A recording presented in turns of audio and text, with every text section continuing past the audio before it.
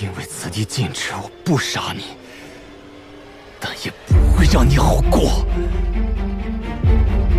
你是什么眼神？杀！糟了！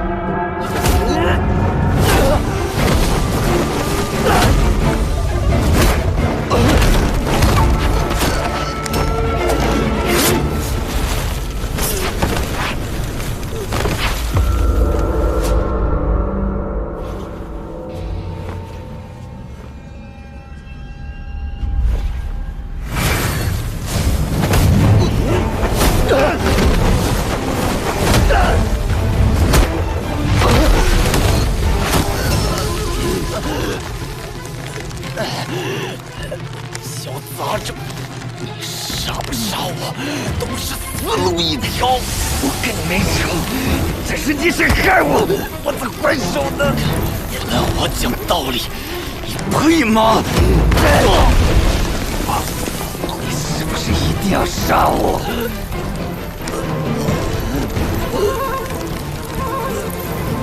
我对天发誓，日后绝不找你麻烦呢。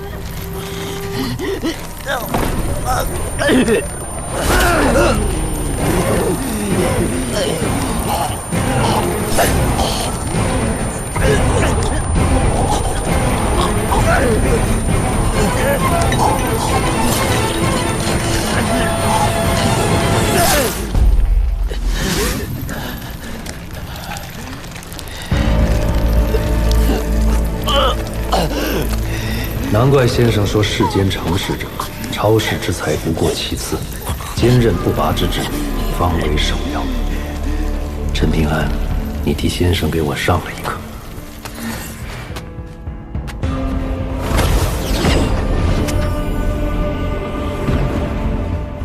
可以了，齐先生。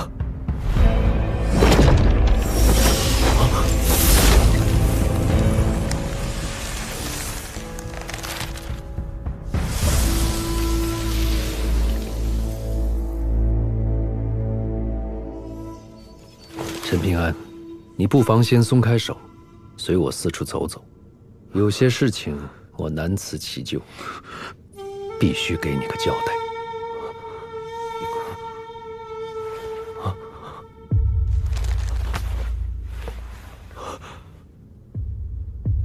跟紧我，不要走出10步之外。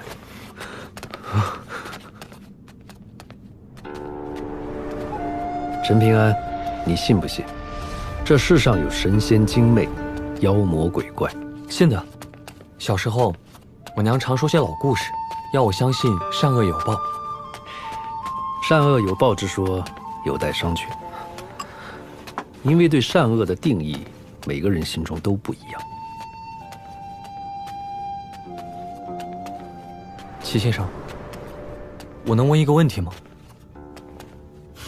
我知道你想问什么。这座小镇乃是真龙埋骨地，气运鼎盛，在此出生的孩子，资质机缘远超外边的同龄人。当然了，也不是每个孩子都有精彩绝艳的天赋。先生，其实我想问，我爹娘到底是怎样的人？也罢，我就索性道破天机。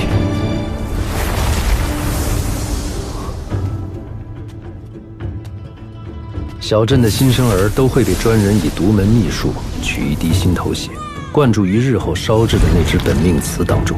女孩本命瓷要烧6年，男孩的要烧9年。孩子的天赋犹如烧瓷，全看运气。这便催生了外界的仙家势力，耗费巨资压铸赌瓷。在我记忆里，你爹娘是温厚之人。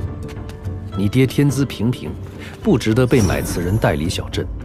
也许是命运所致，也许是买瓷人在你爹的本命瓷上动了手脚。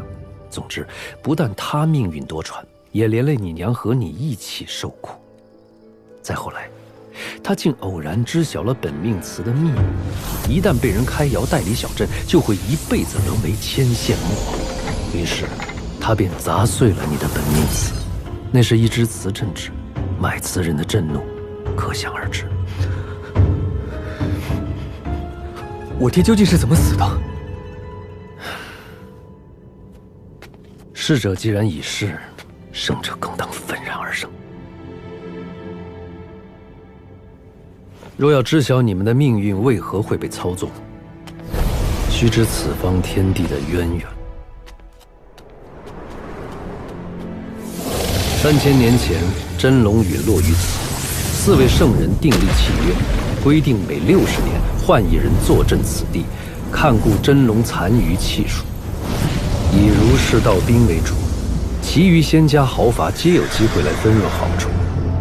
既是好处，必生纷争，人本性异。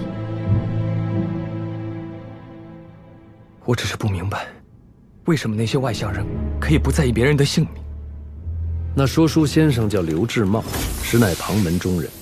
蔡金简、福南华与你结怨，就是他在兴风作浪，还在你心头种下了这道一心求死符。这符咒能扰乱你的心智，极为歹毒。我作为此方天地的圣人，你就不责怪我为何不出手相助？我知道我爹娘是好人，就够了。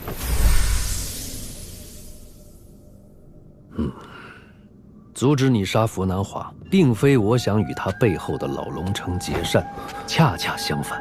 若我是你这般岁数，什么老龙城、刘志茂，早被我打得灰飞烟灭了。小镇崩塌在即，机缘之争势必愈演愈烈，还需教他遇事量力而行。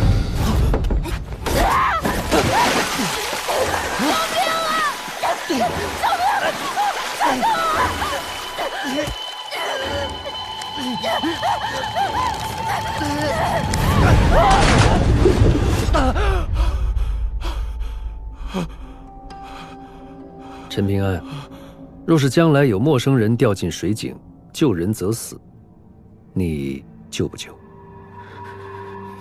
如果真的能做到，我想赌一下。记住，君子不救。君子。遇见不幸事，先有恻隐心，但君子并非迂腐，他可以救人，但绝对不会让自己身陷死地。先生，我现在还能活下去吗？如果能，还能活多久？你怕不怕吃大苦？不怕。那你就肯定能活下去，而且能走到更远的地方。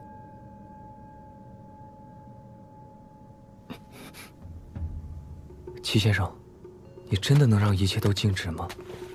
这里可是离珠洞天，止静止不住通天能人。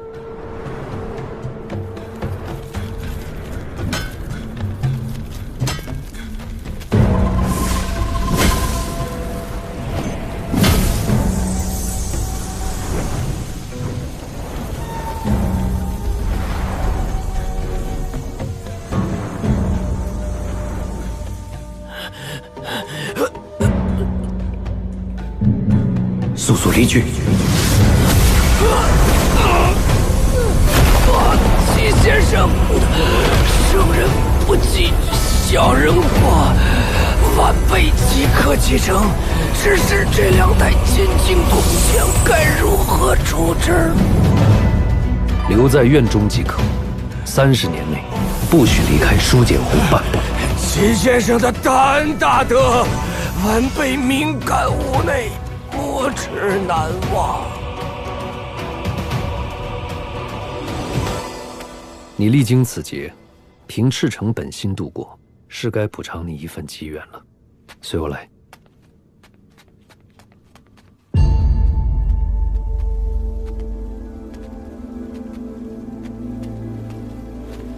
齐敬春能否向诸位先贤求一片槐叶，让陈平安至少3年内不受天道反扑的灾厄？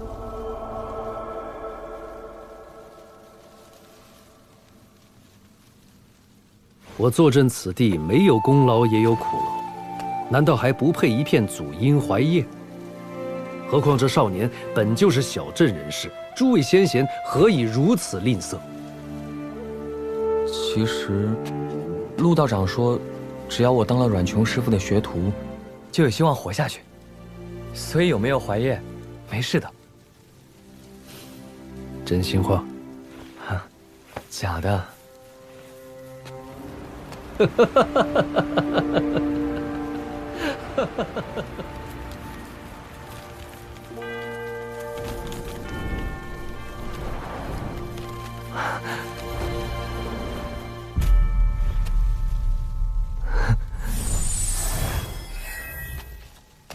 陈平安，你可愿为姚家报恩，无论生死？但实不相瞒，哪怕没有这片槐叶，你也未必没有一线生机。所以，你千万要想清楚。是龙窑姚师傅的窑字吗？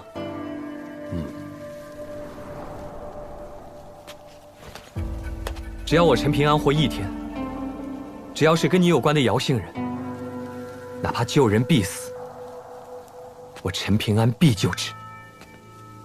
这次是真心话？是。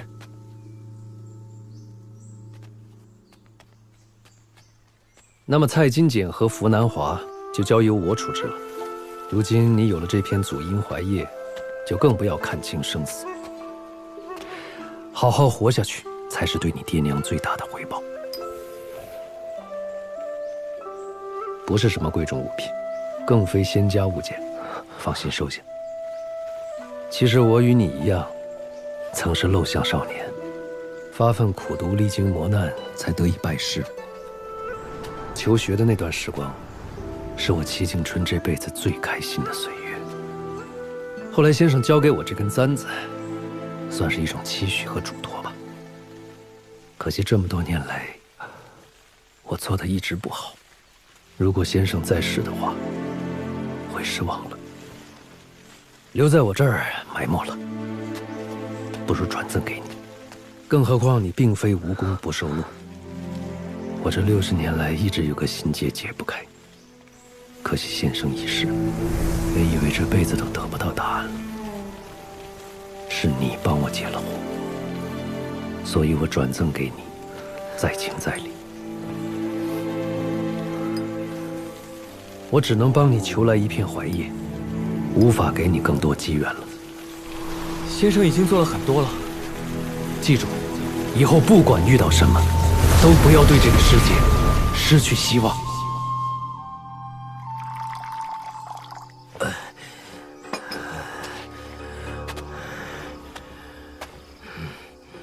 简单收拾一下，明日我们就启程去舒简湖。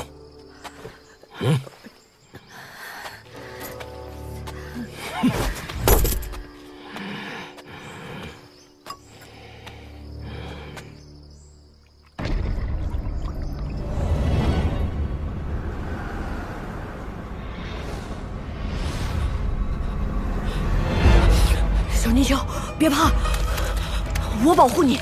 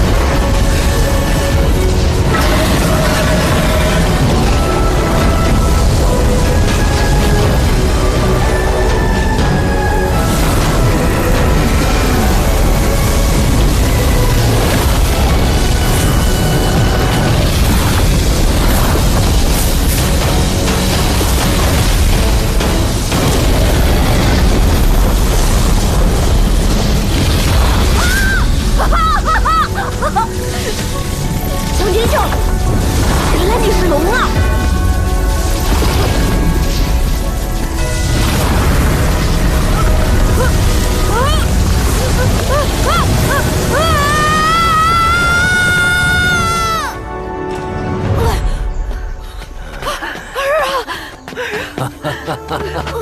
此行不亏，老夫收了个好徒弟，你就等着母凭子贵吧。海子大爹，你听到没有？我们灿儿一定会有大出息的。你们家有没有留下什么老物件？一并带上，即刻启程。爹不是留下个多宝格吗？藏在柜子上吃灰的那个。带我去看看。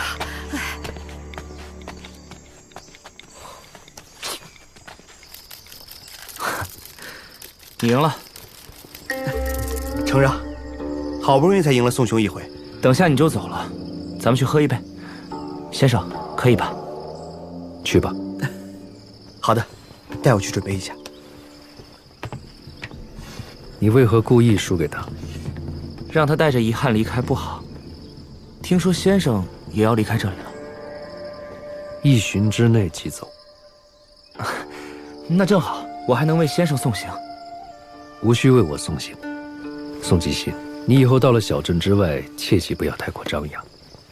这几本书你可以拿去，经常温习，怡情养性。先生像是在托孤，让我好不适应。无需多虑，人生何处不相逢？去和赵瑶把酒话别吧。好嘞，那就劳烦先生收拾了。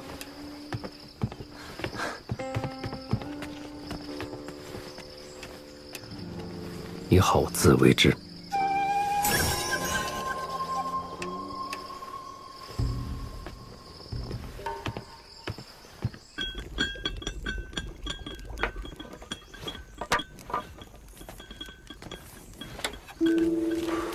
了结干净了。多亏有齐先生出手。话说回来，上次要不是齐先生出来捣浆糊，你以后就算是逃到天涯海角，也逃不出书简湖、云霞山、老龙城他们的3方围剿捕杀。别说是刘志茂，就算是符南华一根指头，都能碾得你魂飞魄散。我知道。知道个屁！那你知不知道，你拳头不硬的话，根本没人在乎你的对错。不管别人听不听，道理就是道理，对吧？对你个大头鬼！宁姑娘，这是齐先生送给我的，可以看，但是要小心啊。颜念君子，温其如玉。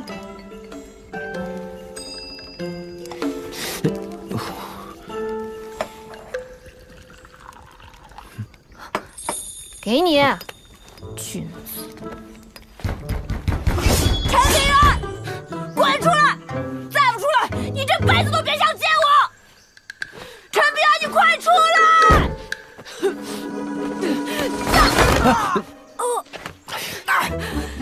你大爷的！还记得你送我的那条小泥鳅吗？快进来！我本想把泥鳅还给你，可娘亲不让，还打我。那个说书老头把我关到白碗里，然后那条泥鳅唰的就……泥鳅送你就是你的，想不想以后让你娘过上好日子？那就一定要留着那条泥鳅。我有东西要给你。这2袋子钱怎么回事？是不是你偷来的？还回去！救我！我娘说过，个人有个人的缘法。哎呦，陈平安，出息了，还拐了个婆娘回家。他就这样，你别生气。这些东西你最好收下，万一这孩子修道有成，却因为今天道心不稳，反而会害了他。哎呦，头发长，见识也长，果然比志贵那小娘们靠谱。行了，古菜，走了。顾灿，千万记得小心你师傅。放心，有小泥鳅在，那臭老头不敢拿我们怎么样。照顾好你娘，别总让她担心。顾菜，顾灿，你有没有拿到一片槐叶？也不知道哪个挨钱刀的，给我塞了这么多烂叶子。一定要收好，最好连你娘都不要知道，为了你好，也为了她好。好，这下我就真的放心了。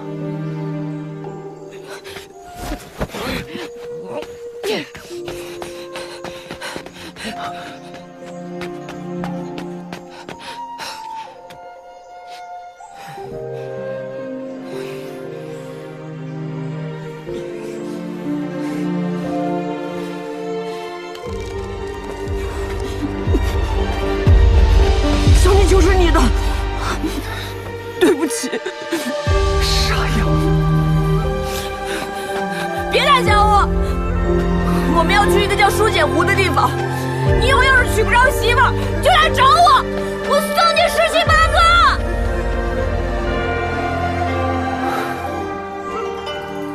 老天爷挺小气的。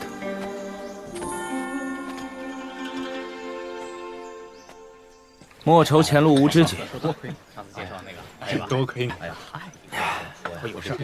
宋吉杰，我知道镇子上那些流言，其实你若真介意自己的身世，我可以有些话，如果没想清楚，就闭嘴。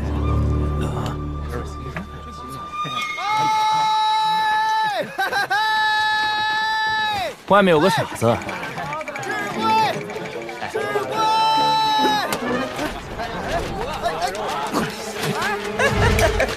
我就说哪儿蹦出来个癞蛤蟆呀！扫眼的不行，卢正淳你个龟孙儿，换你也有好事儿，给我上，别让他跑了！大力跑！哎，你干什么？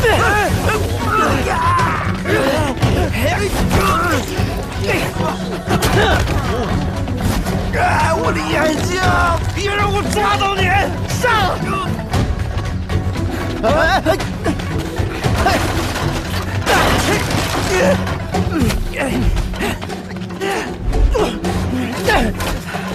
跑啊！我让你跑！卢正淳，你给我等着瞧！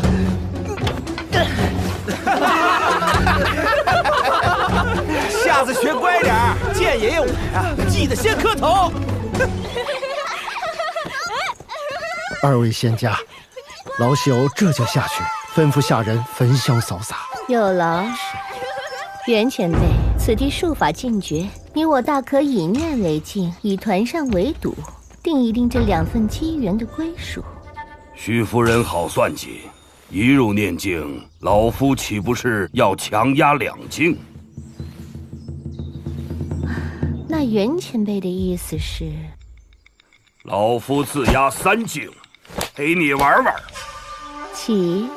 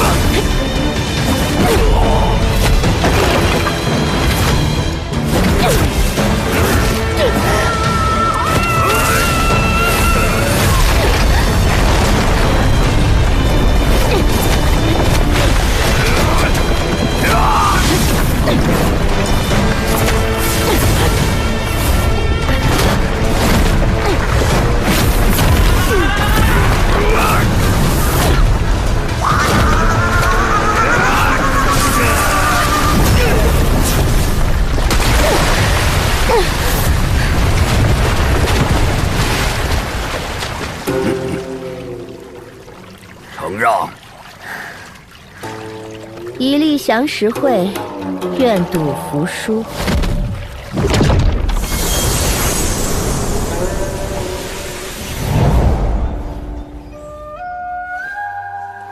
夫人，保家我正阳山无意染指，但那剑经此次势在必得。老爷，二位少爷回来了，小声点，别惊动了贵客。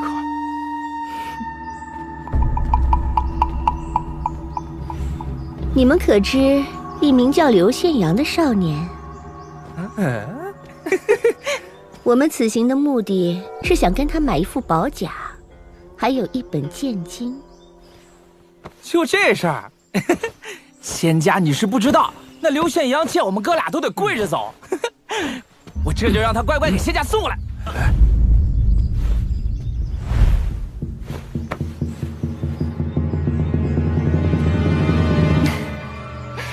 你情我愿才叫机缘啊！仙家说的是。那个少年不知宝甲玄机，若我们外乡人唐突上门，会使他起疑心，难成买卖，因此才找上你们。这事若成了，你们兄弟二人必将平步青云。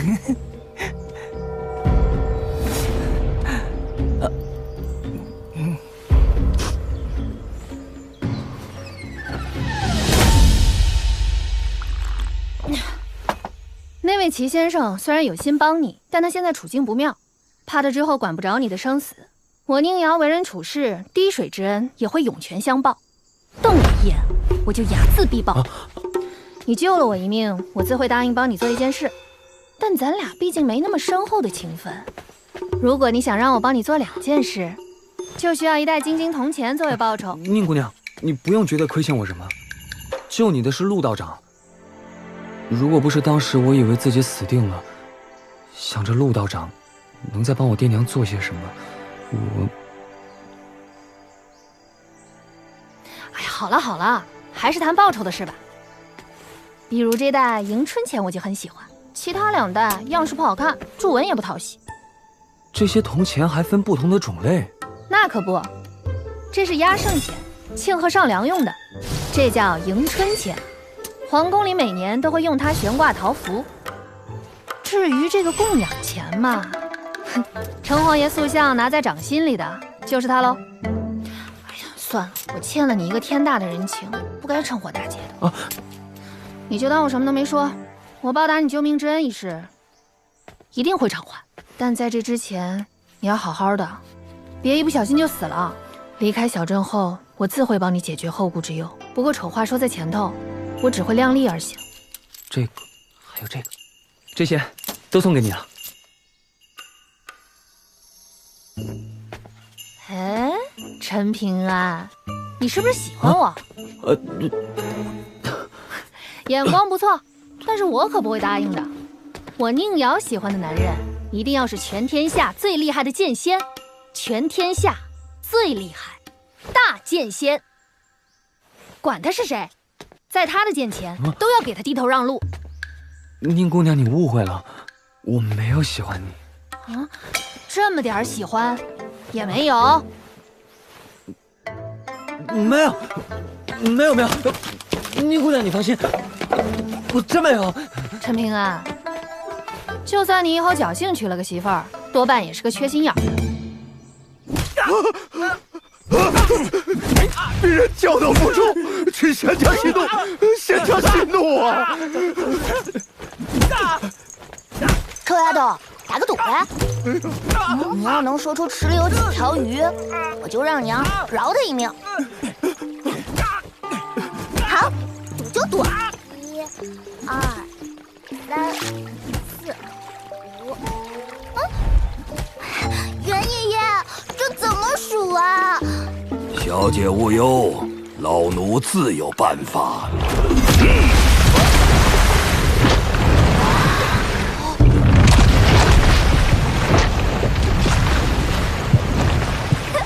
池中1条鱼也没有了。我输了。啊！你们继续。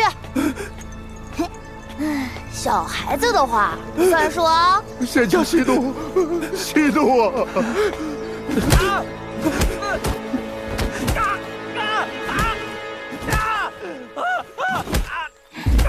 替我们从刘宪阳手里买宝甲和剑晶，做得到吗？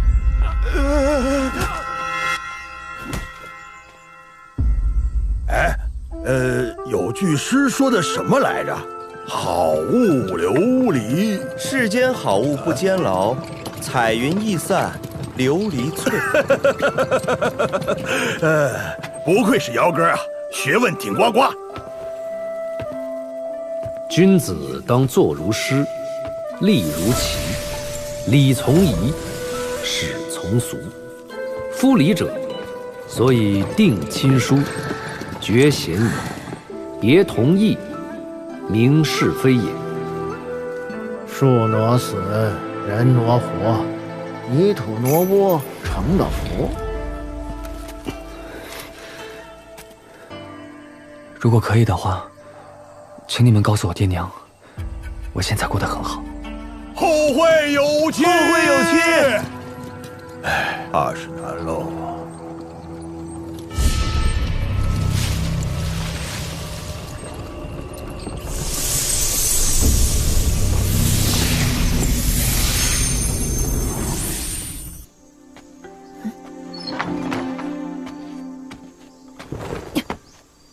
宁姑娘，不多睡会儿吗？睡够了，跟你走走。哦。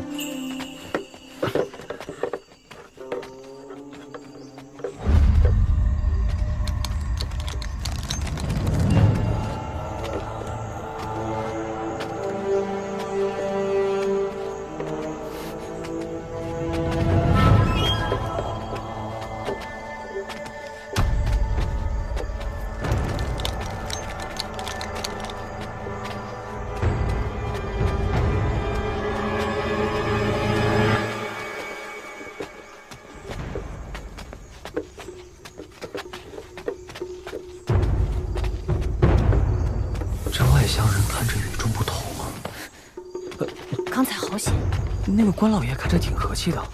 这种人才可怕。人走在路边，看到蚂蚁，会踩上一脚吗？顾灿会，他经常拿水去浇蚂蚁窝。唉，宁姑娘的意思其实我懂。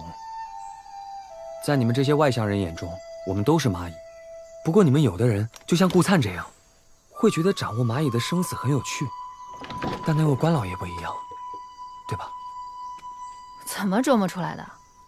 捡了条命之后，脑子好像灵光了些。走啊，还打不打水了？哦。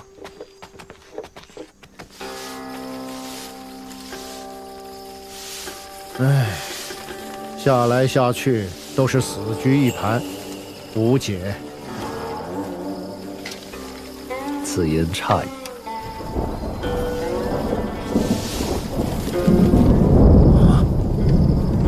这是逆势而为啊，师兄，会犯大忌的。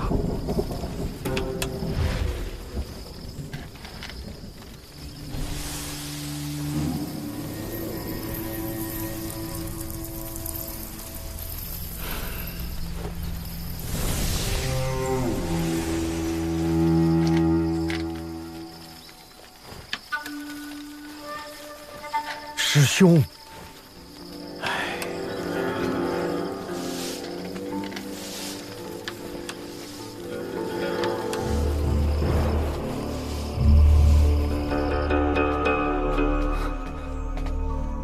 真不把自己当外人啊！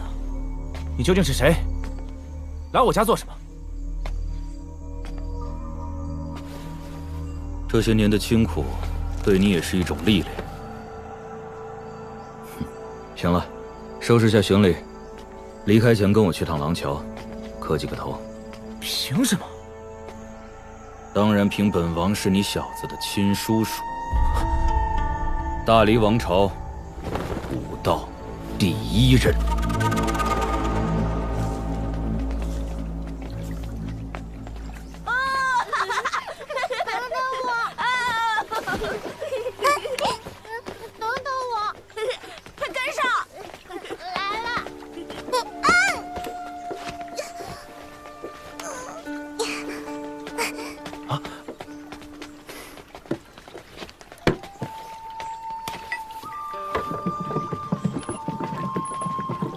呦，你也来了？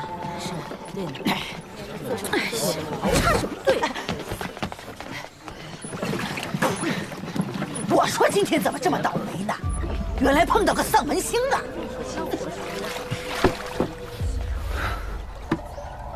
帮个忙。哦，好。哎，干什么呢？有些姑娘家的，总算是可以开脸脚面了。反正走起路来，双腿也没法子并了啊！这是大喜事儿啊！终于不用小姐身子丫鬟命了，能光明正大的被叫夫人了。没出息的贱泥坯，害死了爹娘，还有脸活在世上？知道自己注定没本事娶媳妇儿，就舔着脸勾搭别人家的婢女，真是天造地设的一对狗男女。干脆在一起好了。反正倪萍巷就是住垃圾贱种的地儿，以后生出来的孩子，说不准还能在倪萍巷称王称霸呢。你快看，让我说中了吧？啊，真是一对儿贱，不，3个贱人！老死的东西！我忍你很久了。媳妇儿，敢打我！以后再敢骂人，就把你这长舌妇的舌头拔出来。骂一次，我就用针扎你一次。爱仙岛的小贱婢呀！啊，老天爷怎么不劈个雷下来啊？劈死你这个小浪蹄子！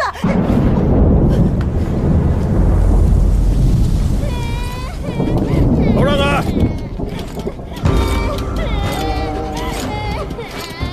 看什么看？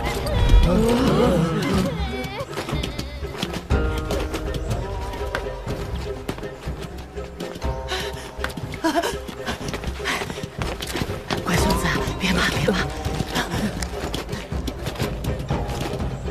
蝼蚁。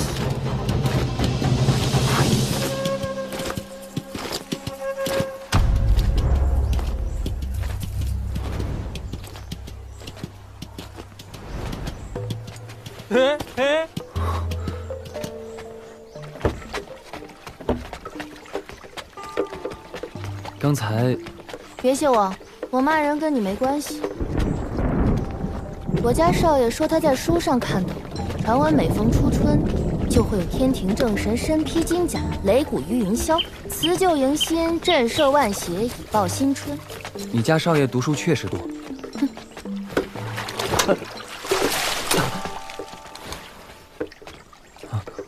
刘先生，咱俩可以再商量。算我求你了，行不行？哟，卢大少爷，你硬气点，你好歹是个纨绔子弟，咋就那么喜欢给外人当狗腿？哎，我还告诉你，宝甲是我家祖传的，绝对不卖。刘县阳，咱没必要闹那么僵。150万怎么样？200贯，足够在福禄乡买下半栋宅子了。卢大少爷吃错药了吧？竟然笑着求人。嘿，都瞧瞧啊！堂堂卢正纯，卢家大少，被人攥住了脊梁骨，哎呀，搞得跟娘们似的，我真有点不适应啊！啊！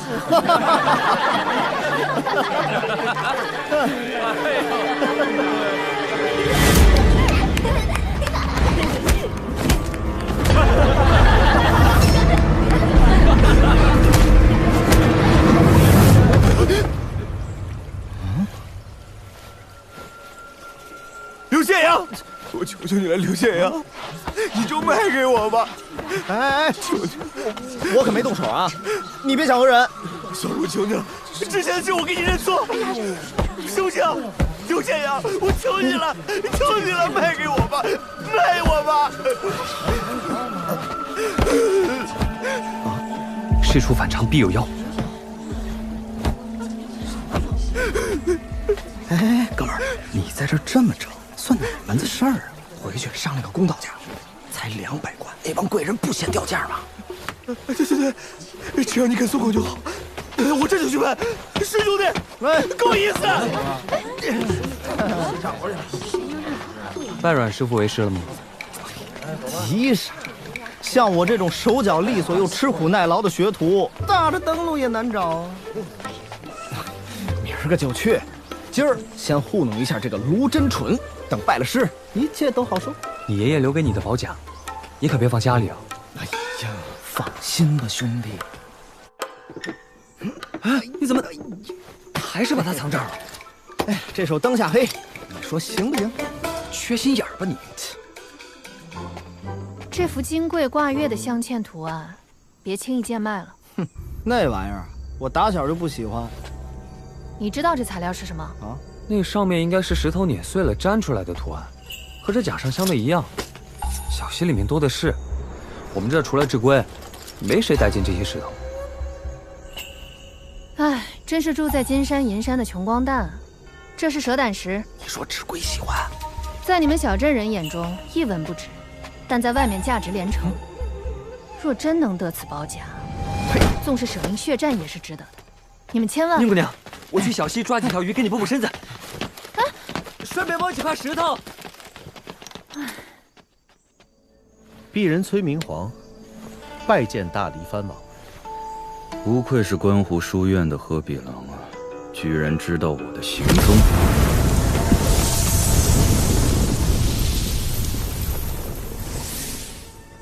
回头告诉国师，行事要有分寸。王爷此行接皇子回宫的事宜，我已经安排妥当。至于通关文书上，还用回宗人府档案上那个划掉的老名字？用回宋墓吧，小子，回家之后做该做的作业，尽该尽的本分，否则纵使本王也救不了你。听说一个叫陈平安的少年杀了云霞山的蔡金姐，还重伤了老龙城的符南华。齐先生出手干涉了，假仁假义，齐大圣人也不过如此。若不是身处此方天地，老子一只手就能锤杀你齐景春之流的三教神仙。宋长敬，武夫长国，了不得，了不得。只不过白龙鱼符，非是吉兆啊。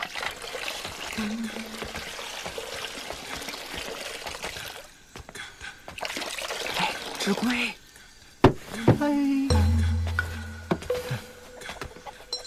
你小子是不是宝溪窑口姚老头的徒弟，姓刘？回大人的话是我。当时大人去咱们龙窑开窑的时候，师傅让我给大人演示过几样活计呢。想不想去外边看看？比如投军入伍、上阵厮杀，我保证你只要熬得过10年，就能当上大官。到时候我亲自在京城给你摆酒庆功，如何？哎呀，谢过督造官大人厚爱，只是我已答应做阮师傅铁匠铺的学徒，实在不好反悔，还望大人不要……哎，大人不计什么来着？大人不计小人过。无妨，等你哪天有机会走出小镇，可以去最近的丹阳山口找一个叫刘林熙的武人，说是京城宋长敬推荐你来此投军。他若不信，你就说你刘林熙还欠他宋长敬3万颗大隋边旗的头颅。人家大隋皇子赶来这座位于敌国腹地的小镇，你呢？自家国土上都不敢信步而行。志贵，去买身好衣裳，咱们以后不用攒钱了。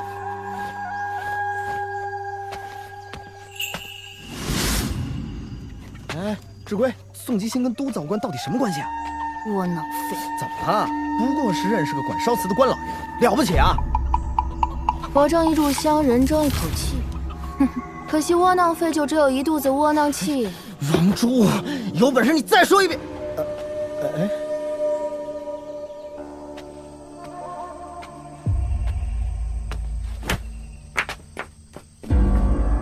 王珠，脱离此处樊笼后，不可跋扈自虽。这并非是危险，而是离别之际，我善意的提醒。善意？你们这些满嘴道义的修行人真是可笑！吞了我3000多年，沃土变荒地，真龙变孽畜，现在又要求孽畜与人为善，这是天大的笑话！齐先生，你一个自身不保之人，又能奈我何？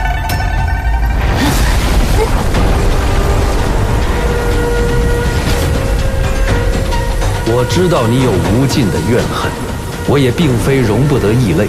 但泛滥施行的慈悲之举，从来不是真正的三教教义。60年菩提梵音，60年道德福禄，60年浩然正气，60年兵家剑气，整整3000年，永无宁日。可惜你们所谓的大义，看得到听得到，就是找不到，根本就是你们哄骗蝼蚁的。你听不懂道理无妨，但最起码要懂得知恩图报。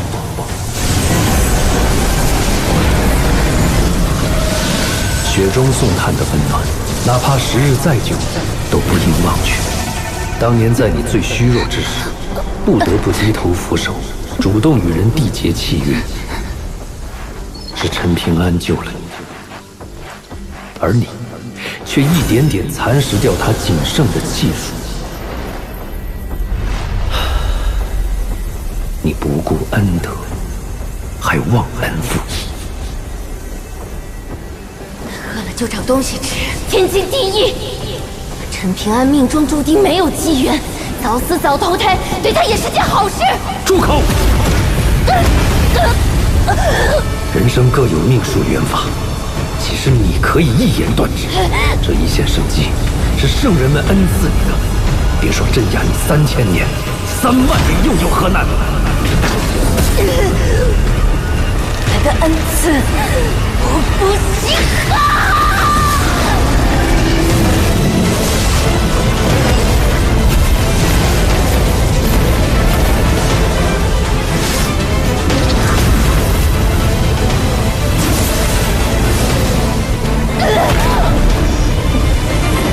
不对陈平安回报恩情，至少不该看他任人宰割。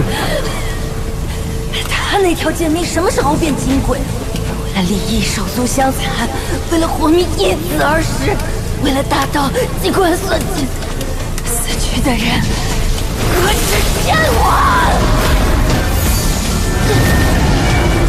放我出去！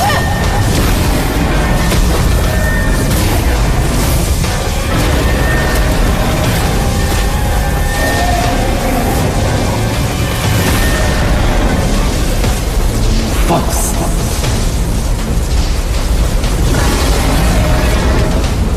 给我站住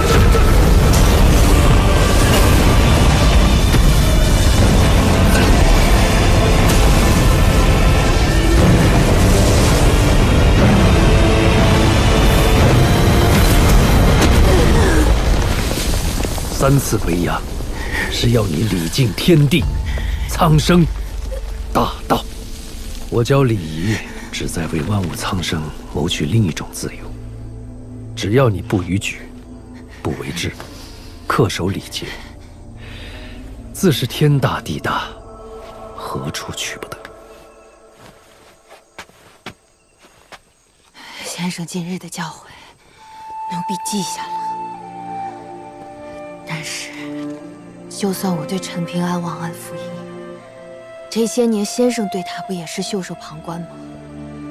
为何只对赵瑶公子和我家少爷亲眼相加，对于身世贫苦的陈平安不过尔尔？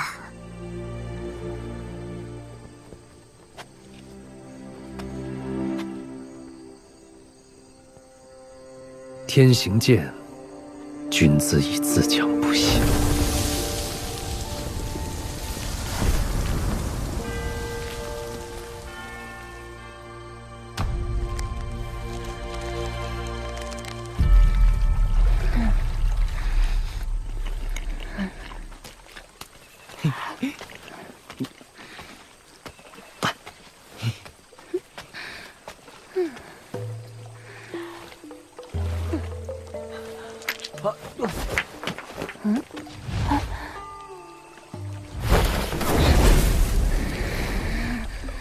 这位姑娘，我只是想去溪里捡石头。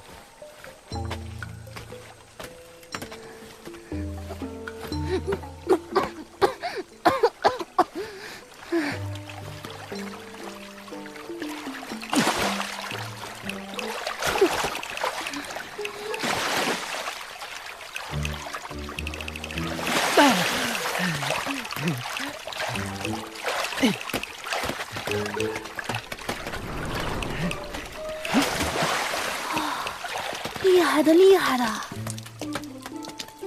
你想要这些鱼？嗯。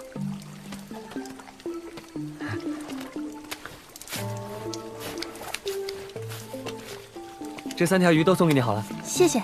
但是接下来抓的鱼，我要熬汤给朋友补身体，不能再送给你了。和你换呢？不能换。糕点好吃，但不如鱼汤养人。哎。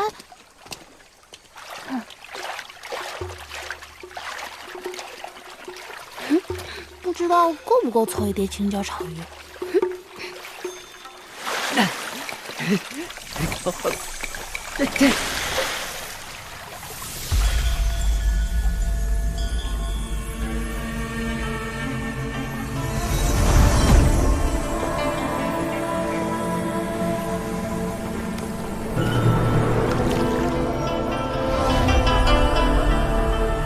他就是那位少年。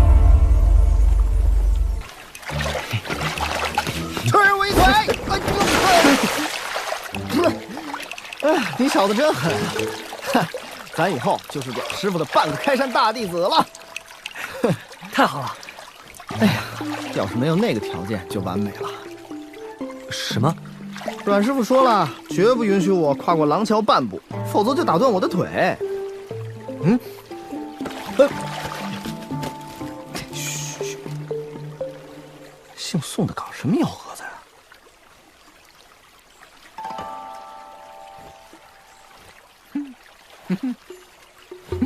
嘿，好儿子，乖儿子，这爹爹我心这么大理。宋吉星身边那个男人不简单，我们还是尽快离开吧。哎呀，怕什么？小心惹祸上身。操！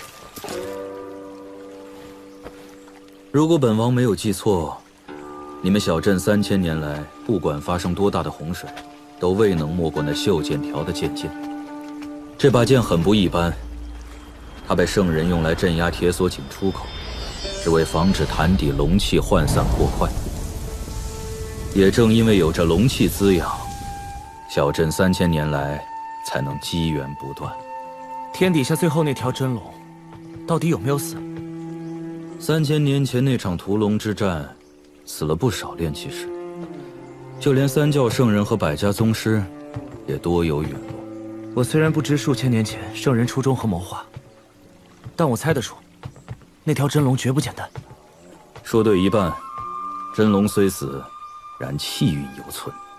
至于他现在的真实身份和象征意义，不简单3个字，绝对承载不起。真龙成骨后，龙珠却仍旧能活数千年，那龙珠岂不是黄珠？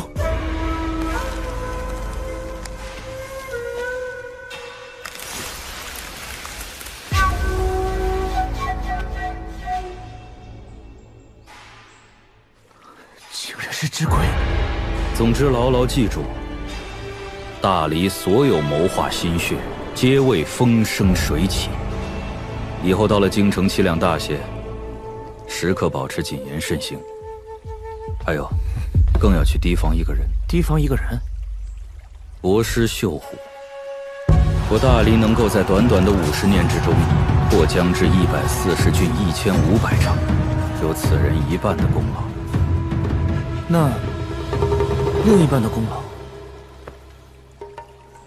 小子，你猜的没错，另一半就在这里。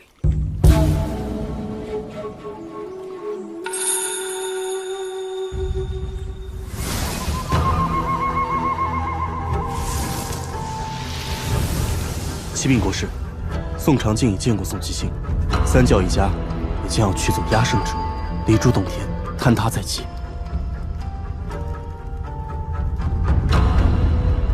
齐静春仍旧没有要离开的意思。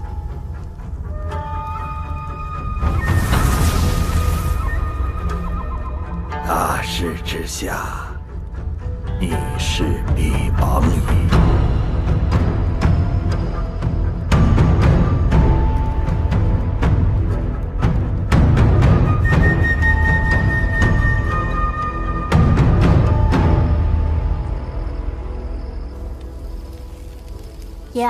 你为什么不收陈平安为徒啊？哎呀，那娃儿性情挺好，但是根骨太差了。就算爹收下，他也会被其他师弟们拉开距离。那万一到时候又多出个柳师兄来，何必？再者，这个少年过于平凡，教也白教。哎，普通人哪里不好了？不收就不收，他的鱼你也别吃了。你私下里跟他认识了？人家作业里好心送的呢。作业？哎，还干啥了？爹！哎呀，我跟你说啊，那孩子就像鱼饵，爹不希望你误打误撞毁了幕后人的谋划，从而招来祸端。哎呀，你以后跟那孩子别走得太近啊！你吃成个胖丢，看谁敢娶你！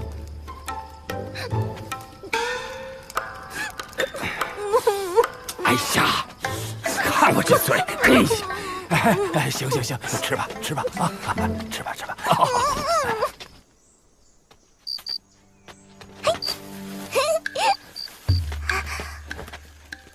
啊，你不是书院的李宝平吗？怎么不在学塾读书啊？哎呀，你可别告诉齐先生，我这就回去。哪儿去了？哎，别跑！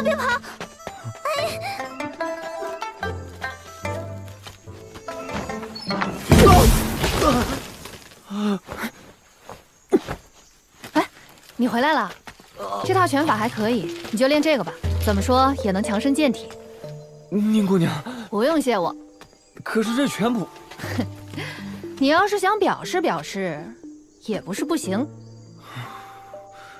这本拳谱以后是要还给顾灿的，所以不管这本书上写了什么，希望宁姑娘看过之后自己知道就好。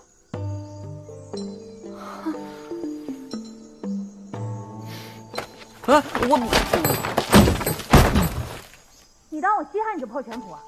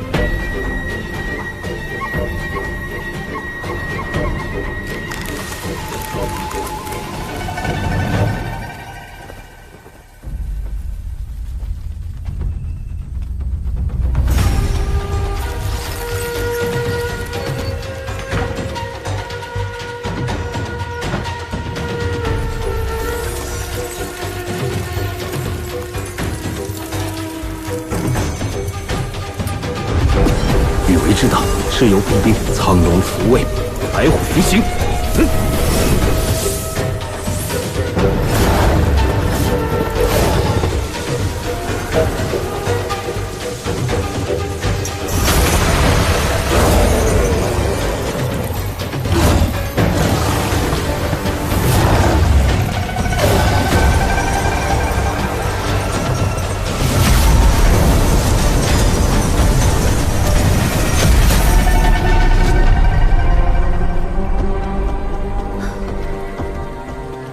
今晚三教修士取走压胜之物，虽说已获得大理的许可，名正言顺，可咱们真的要如此无视齐先生，连招呼都不打吗？贺师姐，事情确实有些不近人情，但咱们也无法违抗师祖们的旨意。这离珠洞天终究躲不过破碎之劫。罢了，云转太虚，浩劫之初，诈侠诈耳，破尘破夫。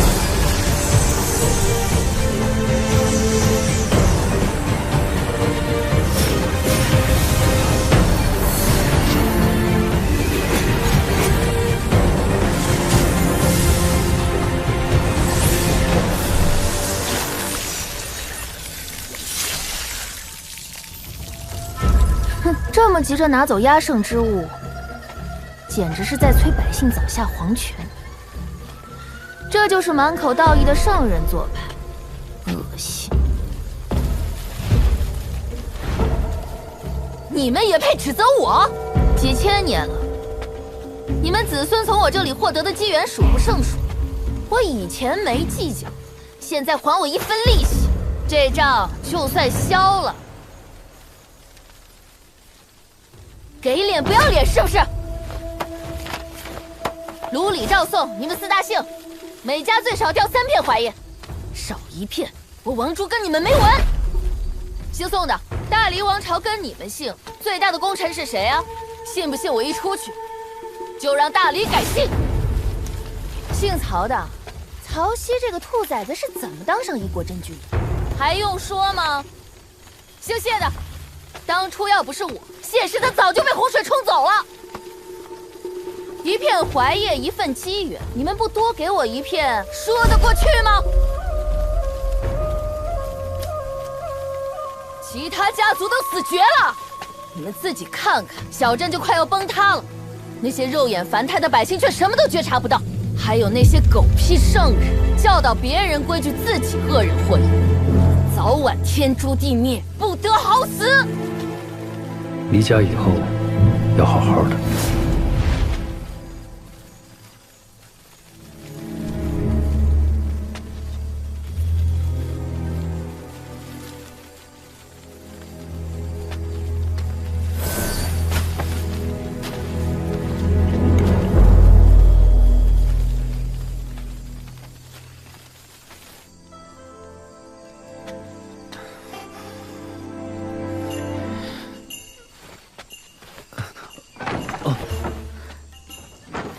想好了再说话，道歉的机会可只有1次。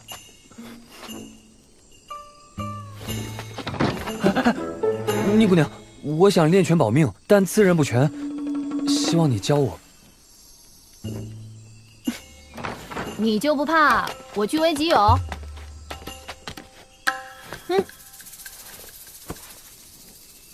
我宁瑶一只手能打100个你，你还担心我觊觎你这本烂拳谱？一只手打100个陈平安，嘿，这个说法不错哎。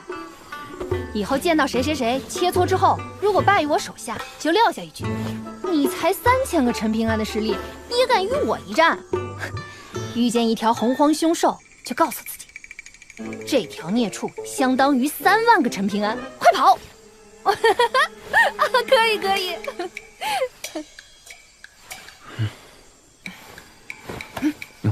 这拳法名叫撼山，你可以称这本书为《撼山谱》。看皮肤一生搬山入水，悟此拳法，众生死神意。观天下武学，必积一席之地。望有缘人将其发扬光大。宁姑娘，这个字怎么念啊？滚！真念滚！此拳物自于大力关羽，拳是滚走之势，拳刚如泼墨大雨。听上去这拳法很威猛啊！那也要看境界高低。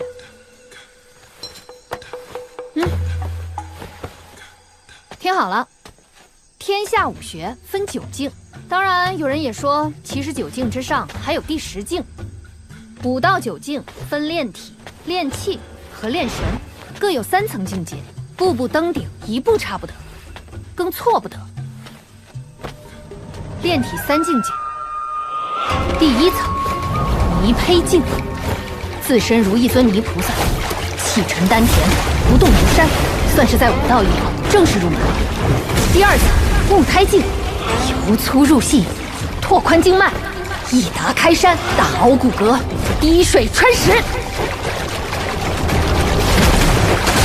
第3层水银境，血液浓稠如水银，重量却更加轻盈，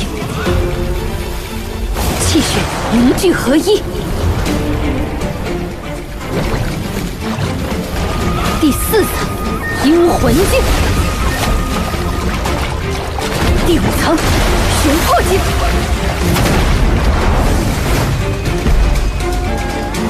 第6层无胆境，第7层金身境，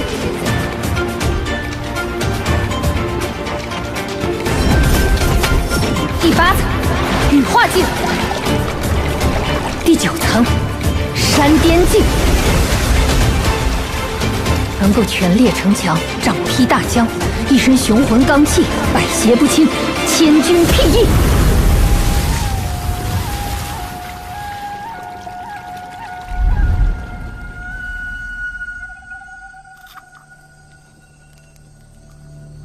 先生，雷音塔、天师印、小建筑，这世道兵3家的压胜之物已被取走，我也会取走咱们教的山岳玉牌。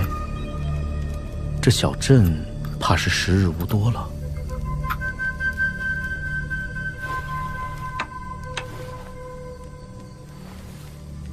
先生，可想继承某人遗愿，继续为万世开太平？容我考虑考虑。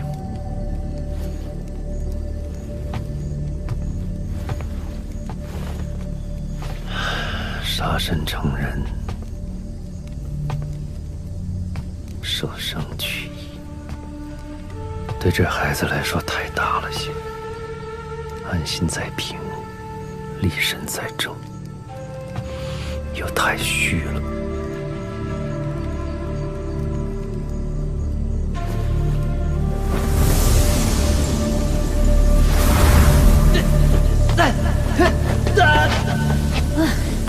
你这个链子，别说第9境了，第1境也到不了。宁姑娘，你放心，我听齐先生说过，读书百遍，其义自现。我想修也是一样的道理，练拳几万次不行，那就几10万次、100万次。哦，你说的，练100万次哦。大丈夫，说到做到。